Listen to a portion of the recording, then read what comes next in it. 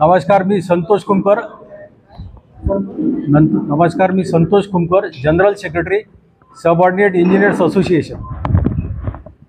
नमस्कार, मी SK लोखंडे, महाराष्ट्र राज्य स्वतंत्र बहुजन वीज कर्मचारी संघटनेचा केंद्रीय अध्यक्ष. मी जगदीश मुंडे, महाराष्ट्र राज्य वीज कर्मचारी अधिकारी अभियंता संघ बाळासाहेब. नमस्कार, मी प्रभाकर लहाने, सरचिटणीस नागरिक कामगार युनियन. नमस्कार, मी कैलास राठोड, जॉइंट सेक्रेटरी सुरक्षा व दक्षता विभाग अधिकारी. नमस्कार, मी धर्मभूषण बाबू, बहुजन विद्युत अभियंता अधिकारी कर्मचारी. नमस्कार, मी नवनाथ पोडबरे, महाराष्ट्र राज्य मागासवर्गीय विद्युत कर्मचारी संघटनेचा उपसरचिटणीस. नमस्कार, मी अरुण पिवळ, महाराष्ट्र वीज कामगार महासंघटनेचे BMS आहे, मी महामंत्री. नमस्कार,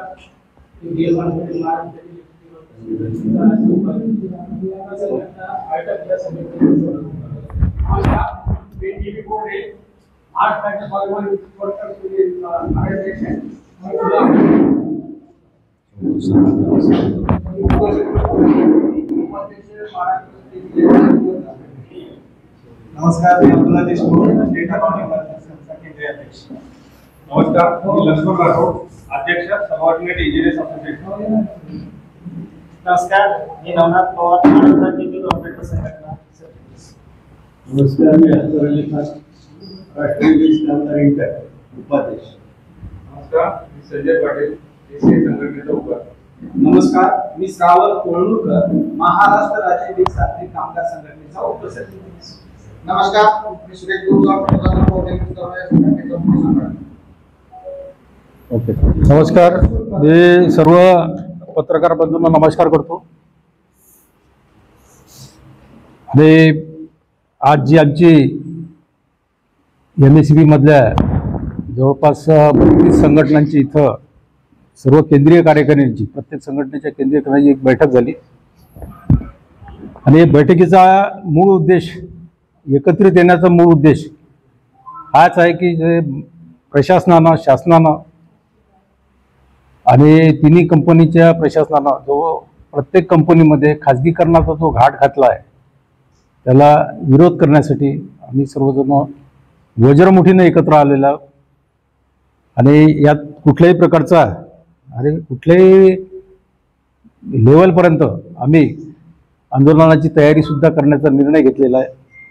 आणि त्या निर्णयाचा बेस जो आहे, निर्णयाचा तो बेस जो आहे की खाजगीकरण. सर्वात मोठं पहिलं खाजगीकरण जे आहे महावितरणमध्ये जे पहिलं खाजगीकरण होत आहे सध्या, तो म्हणजे वीज वितरण परवाना जो या अदानी, टाटा आणि या 4-5 कंपन्यांना देण्यात येत आहे. त्या 4-5 कंपन्यांच्या आधी त्यांनी परवाना, वीज वितरण परवाना देण्याच्या आधी किंवा त्यांचं जे हेरिंग आहे आता त्याच्या आधी महावितरण प्रशासनानं पुन्हा एक घाट घातला की मुंबईमध्ये सुद्धा वीज वितरण परवाना महावितरण कंपनीनं मागितला, जो अत्यंत चुकीचा आहे. कारण ते एक षडयंत्र आहे की महावितरण कंपनीनं मुंबईसारख्या ठिकाणी जिथं ऑलरेडी प्रायव्हेट प्लेयर तिथं वर्क काम करत आहेत, तिथं महावितरण परवाना मागायचा उद्देश असा आहे, वीज वितरण परवाना मागायचा उद्देश असा आहे की उर्वरित महाराष्ट्र त्यांनी जवळपास सर्व खाजगी कंपन्यांना खुल्ला करून दिलेला आहे, मोकळा करून दिलेला आहे.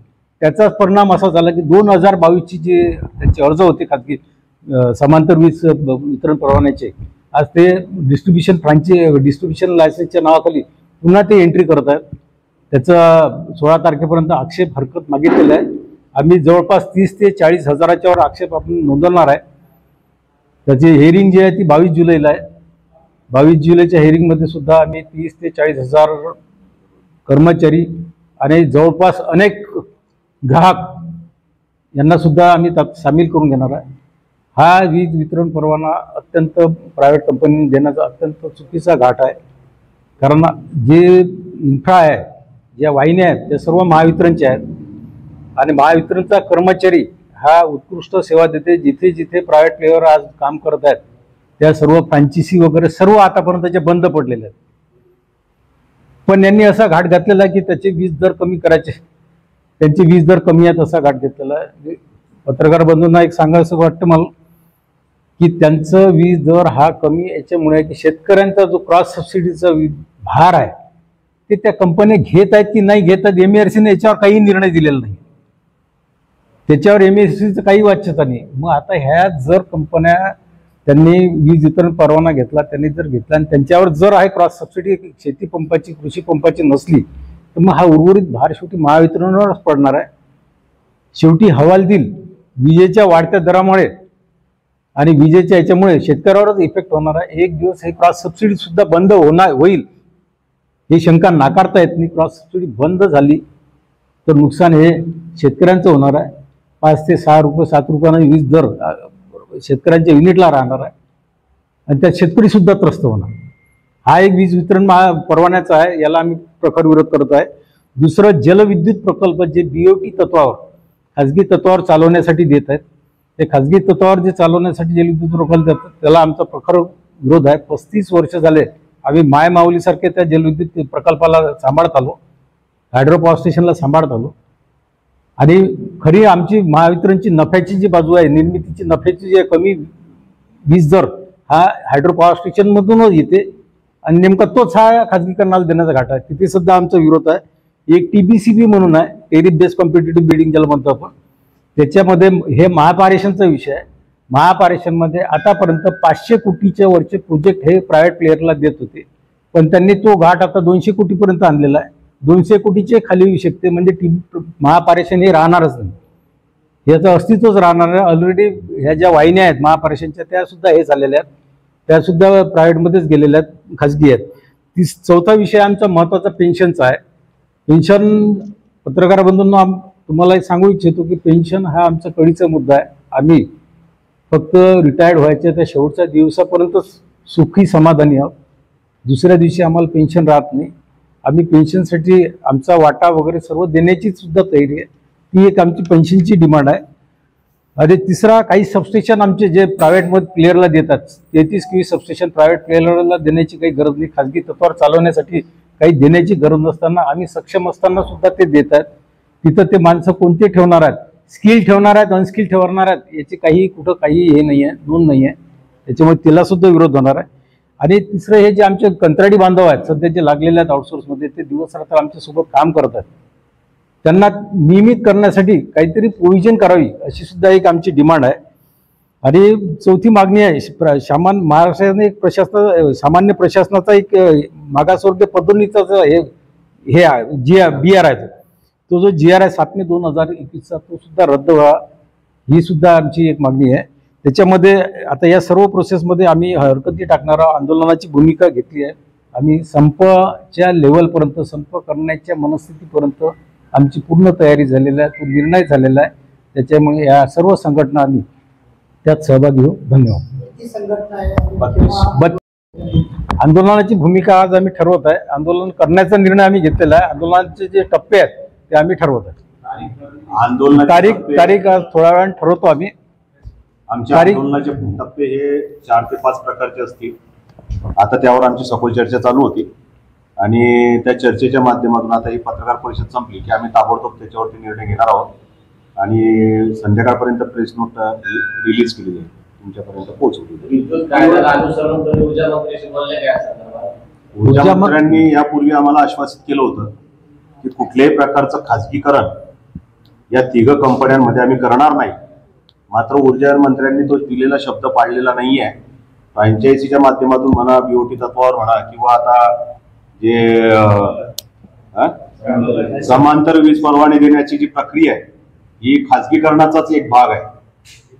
मागे आपल्या पत्रकार बांधवांना एक माहिती असेल की एनरॉनचा प्रकल्प ज्या वेळेला आपल्या देशात आणला होता, आपल्या राज्यात आणला होता, त्यावेळेला वीज निर्मिती प्रकल्प जे आमचे होते त्यावेळेला 80 नये पैसे पर युनिट विजेचा दर आम्हाला खर्च येत होता आणि ग्राहकाला ₹1.18 दराने आम्ही वीज देत होतो.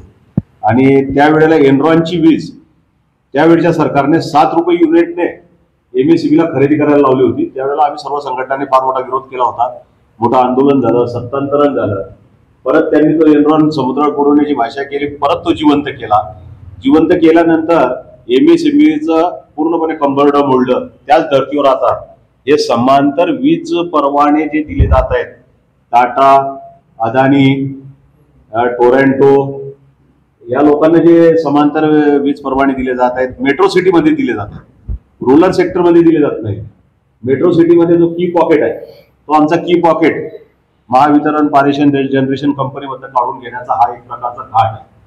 आणि तो पॉकेट देत असताना मात्र दुसऱ्या बाजूला त्यांची समांतर वीज वाहिनीचे मेंटेनन्सची कामं कशी चालतील या बाबतीमध्ये साशंकता आम्ही आहोत. कारण शासनाने ते क्लिअर केलेलं नाही की त्याचं मेंटेनन्स कोण करणार, त्याचं लॉसेस कोण भरून काढणार. त्यानंतर जनतेला ज्या सवलतीच्या दरात वीज दिली जात आहे ती सवलत पूर्णपणे बंद होईल. मागासवर्गीय समाजाला त्याची कुठल्याही प्रकारची वीज सवलत मिळणार नाही, शेतकऱ्यांना कुठल्याही प्रकारची सवलत मिळणार नाही.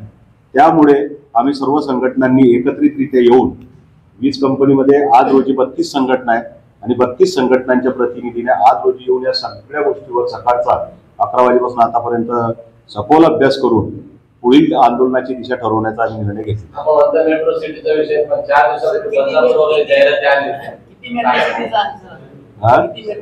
सध्या तरी सध्या 9 सध्या जे आहेत टोरंट पॉवरने पुणे, बारामती, दौंड हा पट्टा मागितलेला आहे. मुंबईमध्ये जे आमच्याकडे महावितरणच्या ताब्यामध्ये जो डिस्ट्रीब्युशनचा एरिया आहे त्याच्यामध्ये भांडूप, ठाणे, खारघर हा परिसर अदानीने मागितला आहे. टोरंट पॉवरने नागपूर सुद्धा मागितलं. म्हणजे आणि टाटाने आता सध्या नवीन याच्यामध्ये ऍप्लिकेशन केलं एडीआरसी कडे म्हणजे डिस्ट्रीब्युशन लायसन्ससाठी. त्याच्यामध्ये टाटाने संभाजीनगर, वाळूज महानगर, जालना आणि बदनापूर असे हे पॉकेट त्यांनी मागितले. त्यासोबतच आता आणखी काही पॉकेट जे आपण जे आहेत की तरी ती माणसं नाशिक असेल, मोठमोठी शहर असतील हे सुद्धा कुठल्या ना कुठल्या माध्यमातून घेण्याचा घाट सध्या शासनाचा आहे. मी तुम्हाला एकच सांगतो याच्यामध्ये की सध्या जरी आम्ही सगळे 4-5 विषय घेऊन जरी एकत्र येत असलो तरी समांतर लायसन्सीच्या बाबतीमध्ये जे काही शासनाने आता समोर हा विषय ठेवला आहे त्याच्यासाठी मुळात आम्ही खाजगीकरणाचा मूळ बीएसएनएलचा जसा विषय झाला आहे तुमच्याकडे, बीएसएनएलचं इन्फ्रास्ट्रक्चर वापरून आज या सगळ्या कंपन्या सुरुवातीला ठरवत होत्या टीव्हीमध्ये 200-300 रुपयात 100 रुपयामध्ये कनेक्शन दिले दूरसंचारच्या बाबतीमध्ये. आज हे ग्राहकांना आमिष दाखवतील, याच्या काही कंपन्या आहेत त्या ग्राहकांना आमिष दाखवतील आणि आमिष दाखवून आज थोडे कमी दरामध्ये वीज देतील, ग्राहक उठतील आणि नंतर जे दर वाढ करतील. आज आपण पाहतो सगळ्यांनी सवय लावली 900 रुपये, 1000 रुपये आता रिचार्ज सगळ्या वोडाफोन असेल, जिओ असेल सगळ्या कंपन्यांचा. म्हणजे यांना त्या गोष्टीची काही घेत नाही. आणि दुसरा मुद्दा आहे की आज महावितरणचं इन्फ्रास्ट्रक्चर डेव्हलप झालं आणि त्याचा वापर करून तुम्ही लक्षात घ्या की आज कष्टाने म्हणजे आम्ही सगळ्या 60 वर्षापासून आमच्या यनिमार बांधवांनी सगळ्यांनी हे सगळं जाळं पूर्ण महाराष्ट्रामध्ये उभं केलंय आणि ते त्यांच्या घशात घालण्याचा हा भांडवलदाराचा म्हणून. आणि एमप्लॉयचा विषय येणार शेवटी एमप्लॉय सुद्धा म्हणजे शेवटी ग्राहकाचा विषय जरी असला तरी एमप्लॉयचा विषय पुढच्या काळामध्ये येणार आहे की आम्हाला या महावितरण कंपनीला कसं कट्ट्यात त्या ठिकाणी घालता येईल असा घाट या पॅरलल लायसन्सच्या माध्यमातून तो येतोय. आणि त्याला महाराष्ट्र वीज कामगार महासंघ म्हणून समिती म्हणून आम्ही त्याला प्रकाराने विरोध करणार आहोत. येणाऱ्या काळात या परवान्याचा कर्मचारी अधिकाऱ्यावर होणार आहे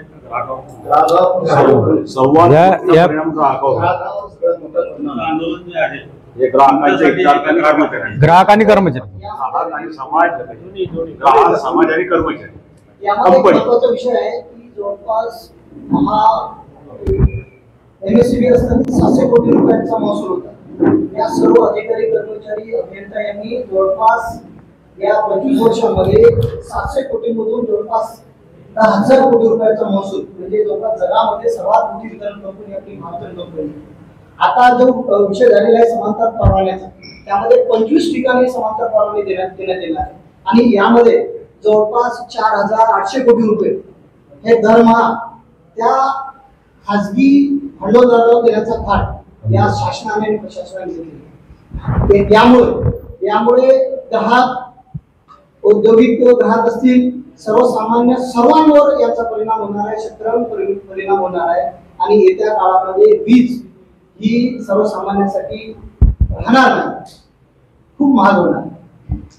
त्यांचा अनुभव आपल्या सगळ्यांना आहे. शेतकरी बांधवांना आता 2 वर्षापासून विजेचे कनेक्शन बंद झालेले मित्रांनो. विजेचे एकही कनेक्शन भेटत नाही, विजेचं त्यांना सोलर घ्यावं लागतं. हे खासगीकरणाचं ताजं उदाहरण आहे. त्याच्यामुळे सगळ्या संघटना एक पटून आम्ही आंदोलनाची दिशा ठरवलेली आहे आणि पुढे लगेच तुम्हाला आंदोलनाची तारीख कळवली जाईल. साहेब, सगळ्यांना आपल्याला अनुभव आहे, आपण सगळे संभाजीनगरचे पत्रकार फ्रँचायझी ज्या होत्या जीटीएलचा सगळ्यांना अनुभव आहे, सगळे माझे मित्रमंडळी याच्यामध्ये की जीटीएलला अक्षरशः आम्हाला 300-350 कोटी थकबाकी सोडून पळून गेलेले लक्षात.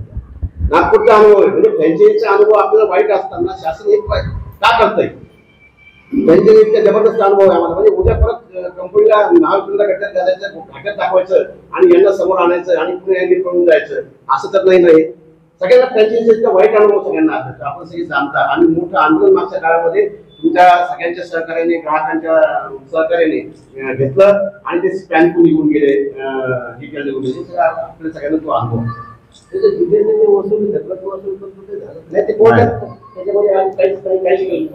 नाही काय होते, या कंपन्या आल्यानंतर थकबाकी वाढून ठेवतात, हे होतात, त्यांच्याकडे त्यांची कंपनीची उधारी ठेवतात आणि मग कोर्टात जातात. कोर्टाचा निकाल 10-20 वर्ष लागत नाही आणि मग हे आमचं सरकारी दप्तर धूळ खात बसतं.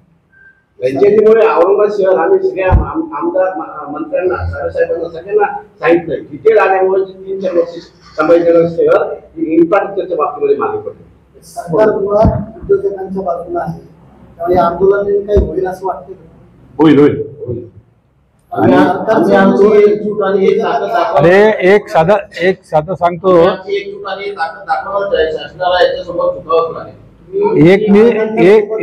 महाराष्ट्र राज्य हे राज्य ही जी व्याख्या आहे, हे राज्य ह्या व्याख्येखाली की हे जे शासनाचे प्रोजेक्ट आहे हे शासनाने शासनातच ठेवले पाहिजे. पण हे न करता शासनाचे जे प्रोजेक्ट आहेत ह्या वितरण सारख्या कंपनी सारखे आहेत हे मुळात हे विरोधामध्ये, खाजगीकरणाच्या विरोधामध्ये हे नेतात. काय झालं, खूप आंदोलन झालं होतं, खूप मोठा विरोध झाला होता, संपर्क होता आणि काही संघटनांनी आंदोलन केले, विद्यार्थ्यांनी केले, उपोषण केले, पण तरी डिटेल कंपनीचं आहे. हे पहा, आंदोलनानंतर असं होईल का की मला एक पत्रकारच्या मीटिंगच्या किंवा आपल्या सर्वांच्या माध्यमातून असं सांगायचं आहे की महाराष्ट्र शासनाचे जे प्रोजेक्ट नफ्यात आहेत, सर्व कर्मचारी अधिकारी जीव तोडून काम करत आहेत. खेड्यापाड्यात, डोंगर, नदीत, पावसा पाण्यामध्ये, ऊन वाऱ्याची पर्वा न करता हे सर्व कर्मचारी अधिकारी काम करून एक शासनाचा प्रोजेक्ट हा नफ्यात आणलेला आहे.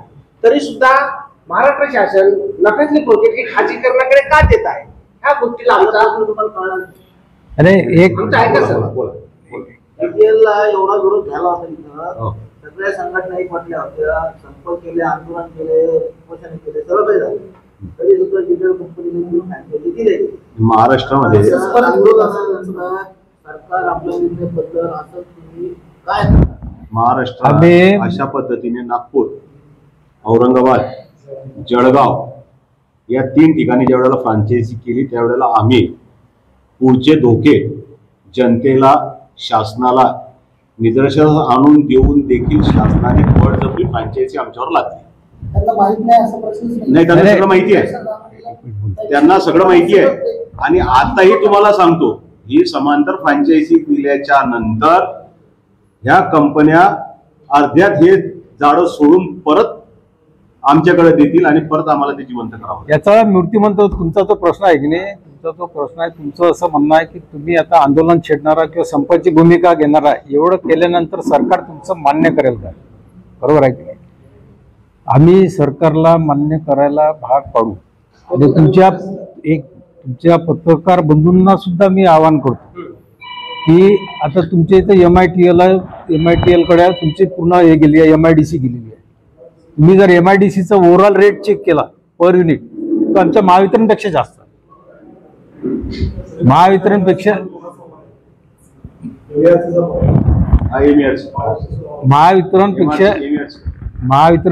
जास्त आहे. आणि अद्यापही MITL ची कुठलीही सिस्टीम नाही आहे. सर्व बिल हे आमच्या सिस्टीम मधून निघत आहेत, महावितरणच्या सिस्टीम मधून निघत आहेत. आणि असंच हे सर्व ठिकाणी होणारच आहे. त्याच्यामुळे तुमचं, ग्राहकांचं, सर्वांचं सहकार्य आम्हाला अपेक्षित आहे. ते सहकार्य तुम्ही करावं अशी या सर्वांतर्फे मी सुद्धा आपणास विनंती करतो. समांतर वीज परवाना देण्याच्या वीज वितरण परवाना जो आहे, वीज वितरण परवान्यासाठी ज्या अदानी, टोरंटो आणि यांनी जे अर्ज केलेला आहे त्याच्यावर त्यांनी 16 तारखेपर्यंत आक्षेप मागितलेला, हरकती मागितलेल्या आहेत. त्या हरकती ग्राहकाच्या सुद्धा आहेत, एम्प्लॉईचे सुद्धा आहेत, महाराष्ट्रातल्या कोणाची आहेत. जो कोणी ग्राहक आहे की हे असावं की नसावं, कशासाठी नसावं याची, आणि 22 तारखेला त्याच्यावर हिअरिंग आहे.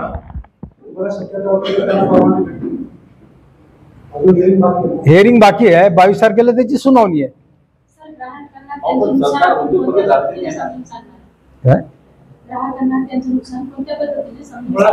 मुळात आता MITL जे आहे, MITL चा जो MIDC मध्ये आहे, तुमच्या इथंच आहे, तुमच्या इथंच महावितरणपेक्षा त्यांचे रेट जास्त आहे.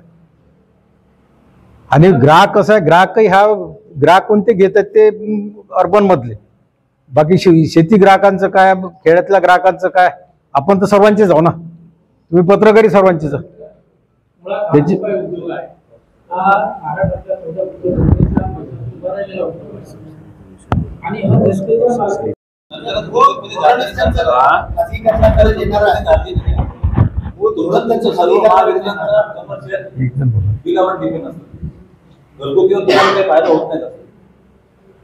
आम्ही सेवा देत असतो ना साहेब, ती सेवा देत असतो आम्ही. राज्य शासनाची ही सेवा देणारी कंपनी आहे, तो घात आता प्रायव्हेट राजांकडे जातो म्हणजे आघात झालाच ना, ग्राहकावर अन्याय झालाच ना साहेब. आमच्यावर झाला पण ग्राहकावर त्याचा अन्याय झालाच ना. सेवा देणारी कंपनी जर तुम्ही मालाच्या अंगावर काय झाला जाता, टेलिकॉमचं जर सगळं जर विचारायला पाहिजे, टेलिकॉमचं उदाहरण सगळ्याचं आहे. BSNL चे रेट आजही कमी, BSNL चे तुम्ही रेट पहा, सगळे रिचार्जचे पहा, त्याची रेट कमी आहे. परंतु काय गव्हर्नमेंटने कुठं आधी भांडवल त्यांना आणून त्यांना BSNL कुठं वातात केली. नुकसान कसं होतं आता जे टाटा हो, अदानी हो, जे निविदा सादर केली असेल ते बेनिफिट सांगितले असेल, तर बेनिफिट काय सांगितलं तुम्ही सांगू शकता? नाही, बेनिफिटचा विषय नाही, हा कायद्यात जी तरतूद आहे त्याच्या आहे 2003च्या ऍक्ट प्रमाणे यांना जे लायसन्सी द्यायचे आहेत, वीज वितरण डिस्ट्रीब्युशन लायसन्सी, त्याच्याप्रमाणे ते MERC समोर आहे. आता बेनिफिट नाही, त्याच्यावर हरकती आपल्याला मागितलेल्या आहेत त्यांनी. हे आता एखादा टेंडर जर हे करायचा आहे तर तो टेंडर जो करणार आहे तो बेनिफिट थोडी सांगणार आहे, तो त्या टेंडरमध्ये भाग घेतो सरळ. पण त्याच्यावर हरकती आपल्याला मागवलेल्या, त्या हरकतीवर आम्ही बोलू की याचा फायदे काय, नुकसान. असं म्हणतात की आम्ही या क्षेत्रामध्ये इतर ठिकाणी पोलिसांमध्ये काही राज्यामध्ये आम्ही करतो, तर या ठिकाणी सुद्धा आम्हाला परवाना मिळावा अशी फक्त मागणी. बेनिफिटचा विषय.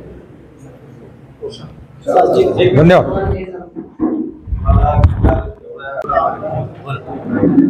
आज हम MSCP के तीनों कंपनी के 32 संगठना के ग्रुप एक जगह महावितरण, महापारेषण और महानिर्मिती के जो निजीकरण है, निजीकरण के विरोध में यहाँ आए. हमारी यहाँ एक बैठक हुई है, एक मीटिंग हुई है. उस मीटिंग में हमने एक डिसाइड किया है कि निजीकरण को हम पूरी एक ही यूनाइट होके हम उसको विरोध करेंगे और वो विरोध हमारा कायम रहेगा. हम सब एकत्र रहेंगे. हम आंदोलन की नोटिस भी देने वाले हैं, वो नोटिस भी जल्दी देने वाले हैं. क्या नुकसान होने वाला है अगर ये प्राइवेटाइजेशन अगर हुआ तो सबसे पहले ग्राहक का भी नुकसान होगा. ग्राहकों को ये जो प्राइवेट कंपनियां बता रहे, खासगी कंपनी बता रहे कि उनका फायदा होने वाला, ये सब भूल भुलैया है. इसके पहले भी फ्रांचाइजी भी कोई फायदा हुआ नहीं है. बहुत जगह से वो कंपनी के पैसे, महावितरण कंपनी के पैसे बैलेंस रख के निकल गए हैं यहाँ से, तो भी ग्राहक को कोई फायदा होने वाला नहीं. यहाँ आपके MITL में भी, यहाँ जो छत्रपति संभाजी नगर में है उसके भी, जो MIDC में है उसके भी रेट ओवरऑल देखे तो महावितरण से ज़्यादा ही है और उनका बिलिंग भी महावितरण से होता है. और दूसरा ग्राहकों का ये नुकसान है कि क्रॉस सब्सिडी जो है, ये क्रॉस सब्सिडी का जो भार है, वो क्रॉस सब्सिडी का भार ये प्राइवेट कंपनी ये कभी लेने वाले नहीं है. उसके बारे में MERC ने कोई निर्णय दिया नहीं है, ना गवर्नमेंट ने दिया है. अगर इनके पास, प्राइवेट प्लेयर के पास में अगर ये महावितरण के यूनिट गए, कुछ शहर गए, ये शहर जाने के बाद में क्रॉस सब्सिडी का भार फिर से जो बचे हुए अपने ग्राहक आए महाराष्ट्र के, उन पे आएगा क्रॉस सब्सिडी. इसका मतलब है कि शासन किसी भी हालत में महावितरण के जो बीज निर्मिती का रेट है, यूनिट का रेट है, वो कम होने नहीं देगा और प्राइवेट के कम रहेंगे. आंदोलन की कैसी रूपरेखा है? हमारी रूपरेखा ऐसी फिक्स है कि हमारी रूपरेखा कि अभी हमने एक जगह हम आ गए, सब एकत्रित आ गए. इसके बाद में हम आंदोलन की डिसाइड करेंगे और डिसाइड करने के बाद में पूरी एकजुट से हम विरोध करेंगे. GTL कंपनी आई थी उसका भी कुछ थकबाकी था। उसका GTL कंपनी का जो थकबाकी है वो कोर्ट में चालू है। ऐसा ही होता है अक्सर कि प्राइवेट कंपनी आती है, थकबाकी रखते हैं, फिर कोर्ट में जाते हैं, कोर्ट में सालों साल केस चलती है, लेकिन नुकसान ये महावितरण का ही होता है, कंपनी का ही होता है। ग्राहकों को क्या आह्वान करेंगे, प्राइवेटाइजेशन के मामले में क्या आह्वान करेंगे ग्राहकों को? प्राइवेटाइजेशन के मामले में हम ग्राहकों को यही निवेदन करना चाहते हैं कि सभी ग्राहकों ने इसका विरोध करना चाहिए। सभी ग्राहकों ने आने वाले 16 जुलाई के पहले अपनी हरकत, आक्षेप जो भी है, ऑब्जेक्शन, वो नोंद करना चाहिए कि क्यों नहीं आना चाहिए।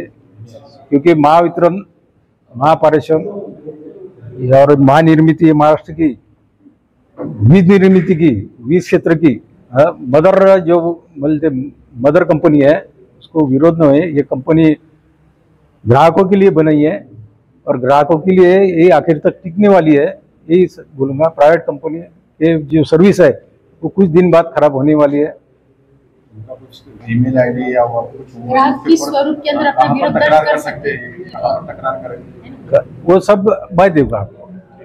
MRC तरह आक्षेप ना, हर आक्षेप को देता हूँ मैं। उसका ईमेल है उसका। ग्राहक किस स्वरूप में अपना विरोध दर्ज करे, उसकी क्या आपके पास फॉर्मेट है क्या? उसका फॉर्मेट भी देंगे। अपना नाम बताइए।